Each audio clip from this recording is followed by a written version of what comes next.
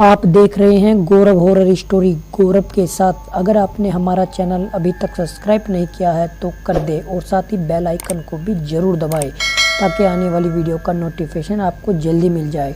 तो चलिए बढ़ते हैं आज की कहानी की ओर। राकेश जी को जल्दी काम के सिलसिले में दिल्ली से गाजियाबाद जाना था।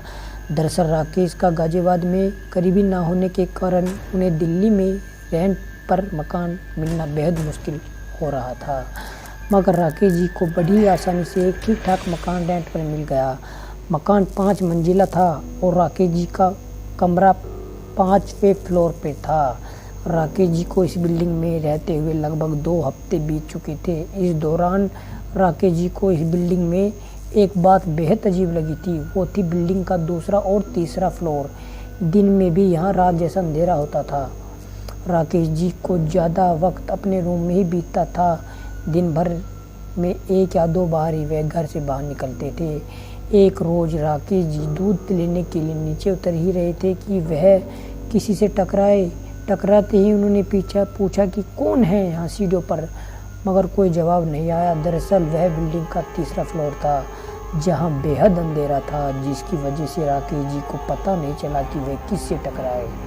इस बात को बीते हुए 4 दिन हो चुके थे। आज राकेश जी की एक मीटिंग है जिसके लिए वे तैयार होकर निकल रहे थे। जैसे ही राकेश जी तीसरे फ्लोर पर पहुंचते हैं कि उन्होंने अपने मोबाइल पर निकालते हुए फ्लैश लाइट ऑन कर ली। राकेश जी तीसरे फ्लोर से उतर ही रहे थे कि किसी ने उनका कंधा पकड़कर बहुत तेजी से पीछे की ओर खींच लिया, जिसकी वजह से वह पीछे की ओर जा गिरे पड़े, जिससे उन्हें काफ़ी चोट आई। जब उन्होंने अपने मोबाइल फ़ोन की फ्लैश लाइट से आसपास देखा तो वहाँ उनके सिवा कोई और नहीं था। इस हादसे के बाद राकेश जी को विश्वास हो गया था कि इस बिल्डिंग में कुछ न कुछ गड़बड़ है। लिहाजा राकेश जी इस सिलसिले में बिल्डिंग के केयरटेकर से मिल गए, मगर उन्हें केयरटेकर से कुछ खास रिस्पॉन्स नहीं मिला। अभी की थी इस हादसे को भुला ही नहीं पा रहे थे, लिहाजा वे रूम शिफ्ट करने की सोचते हैं। उसी रात जब राकेश जी अपने रूम में सो रहे थे कि उन्हें कोई रोता हुआ सुनाई पड़ा। आवाज़ सुनते ही उन्हें लगा कि कोई उनके रूम में रो रहा है। रोने की आवाज़ तेज़ होती जा रही थी, जिससे वे उठ जाते हैं। जैसे ही राकेश जी उठे कि उनके सामने 2 काले साए नजर आए जो बेहद ही डरावने दिख रहे थे, जिन्हें देखते ही राकेश जी बेहद घबरा गए और उनसे बचने के लिए अपनी बालकनी की ओर भागे और काले साए भी उनके पीछे की ओर भागे। राकेश जी को समझ नहीं आ रहा था कि वे उन काले सायों से कैसे बचे।